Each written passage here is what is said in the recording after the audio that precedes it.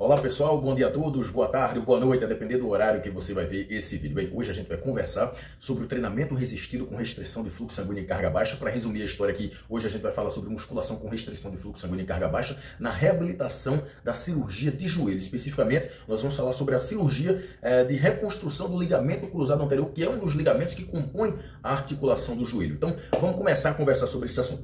Bem, a cirurgia do joelho é uma coisa muito complicada. Na verdade, não é só a cirurgia do joelho, mas a lesão do joelho é uma coisa muito complicada. Eu vou colocar uma figura do joelho aqui para você entender algumas coisas. Observe que o joelho ele é formado por uma série de ligamentos. E esses ligamentos eles dão estabilidade à articulação do joelho. Então você tem aí o ligamento colateral lateral, você tem o ligamento colateral medial, você tem aí entre o fêmur e a tíbia dois ligamentos que se cruzam. No caso você tem o ligamento cruzado anterior e o ligamento cruzado posterior. Eles têm esses nomes cruzados porque eles se cruzam, eles formam um X, uma espécie de X. Você tem um menisco, ou seja, esses ligamentos eles dão estabilidade à articulação do joelho. Esqueça todos esses ligamentos e vamos abordar especificamente o ligamento cruzado anterior, que é um ligamento que é muito suscetível a lesões. A maioria das lesões de joelho dizem respeito à ruptura parcial ou total do ligamento cruzado anterior. A função do ligamento cruzado anterior é impedir a anteriorização da tíbia, ou seja, ele impede que a tíbia vá para frente quando você realiza alguns movimentos. Então, quando você rompe o ligamento cruzado anterior, vamos pensar numa ruptura total, o que é que acontece?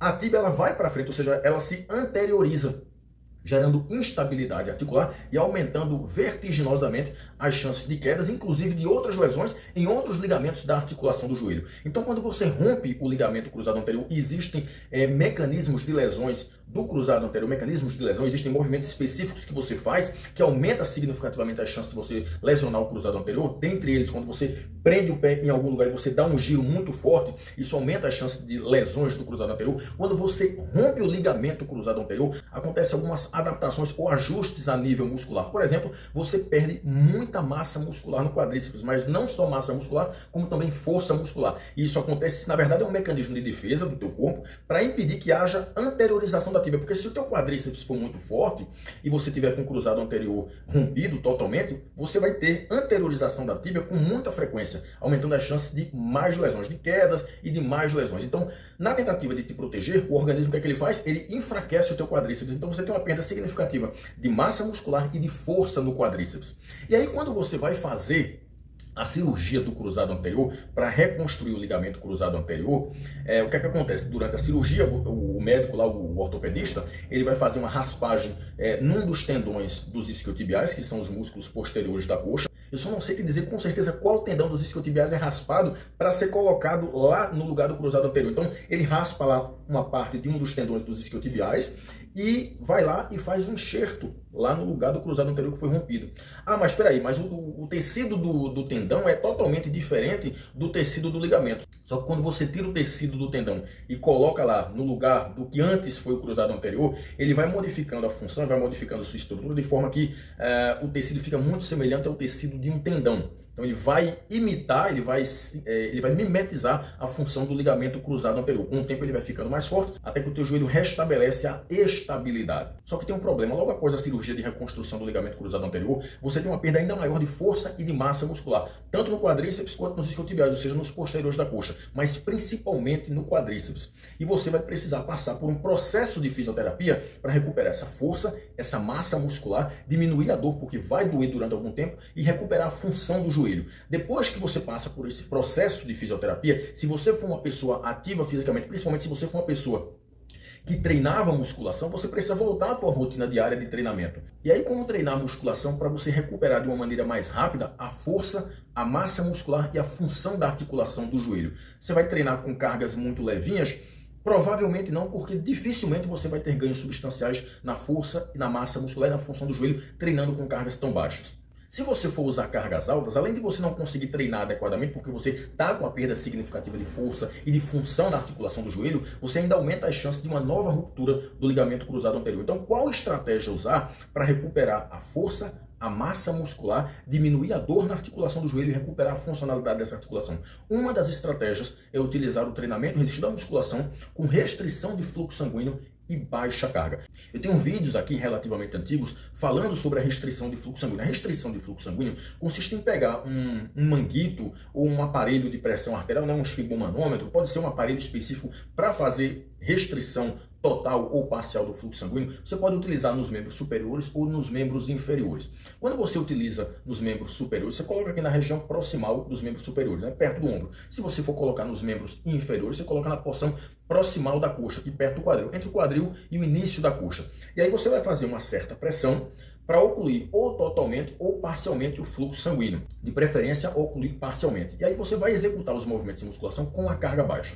A literatura científica tem demonstrado que essa estratégia de treinamento, portanto, o treinamento resistido com restrição de fluxo sanguíneo e carga baixa, promove ganhos significativos na massa muscular. E não só ganhos significativos, mas ganhos semelhantes a quem treina com cargas mais altas. Inclusive, tem estudos mostrando que essa estratégia de treinamento promove ganhos de força muscular significativos e semelhantes a quem também treina com cargas mais altas. Portanto, quando a gente pensa numa pessoa que precisa reabilitar a articulação do joelho, restabelecer os ganhos de força e de massa muscular que antes ela tinha, a estratégia de restrição de fluxo sanguíneo com baixa carga, a estratégia do treinamento resistido com restrição de fluxo sanguíneo e baixa carga, pode ser uma estratégia interessante. Então, o estudo que eu vou mostrar para vocês hoje aqui, ele foi publicado por pesquisadores espanhóis no ano 2024, foi uma revisão sistemática, publicada na Sport Health, onde esses pesquisadores utilizaram 6 estudos que investigavam o efeito do treinamento resistido com restrição de fluxo sanguíneo e baixa carga na reabilitação da cirurgia do joelho. Na verdade, na reabilitação da cirurgia de reconstrução do ligamento cruzado anterior. Eles queriam verificar o efeito desse tipo de treinamento nos ganhos de massa muscular, força, diminuição da dor e aumento da funcionalidade do joelho. E aí, quais foram os resultados? Os resultados podem ser divididos basicamente em 3 partes.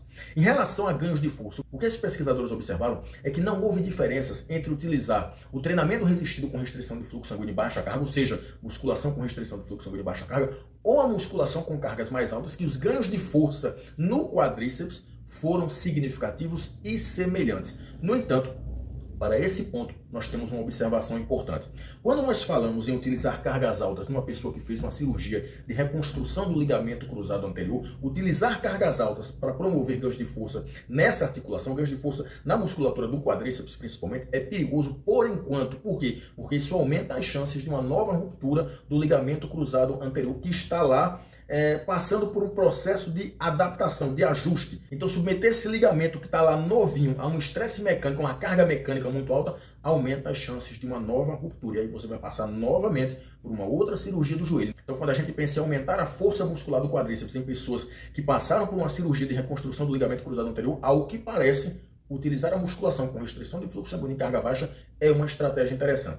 Segundo ponto, quando nós falamos em massa muscular, o que esses pesquisadores observaram foram basicamente 2 coisas. Ou que o treinamento resistido com restrição de fluxo sanguíneo e baixa carga causou ganhos importantes na massa muscular do quadríceps, ou causou uma menor perda de massa muscular, porque houve perda de massa muscular mesmo durante o processo de reabilitação, só que houve uma menor perda quando se utiliza essa estratégia de treinamento. E o terceiro ponto, que diz respeito à dor na articulação e à funcionalidade da articulação do joelho, o que esses pesquisadores observaram é que o treinamento resistido com restrição de fluxo sanguíneo foi mais interessante do que a estratégia de musculação com cargas mais altas. Portanto, quando a gente fala em reduzir a dor na articulação do joelho e melhorar a funcionalidade, aumentar a funcionalidade dessa articulação, ao que parece, o treinamento resistido com restrição de fluxo sanguíneo e baixa carga é mais interessante do que a musculação com carga alta sem a restrição de fluxo sanguíneo. Então vamos aos comentários. Bem, ao que parece, essa estratégia de treinamento, o treinamento resistido com restrição de fluxo sanguíneo e baixa carga, é uma alternativa viável para reabilitar a articulação do joelho que passou por uma cirurgia de reconstrução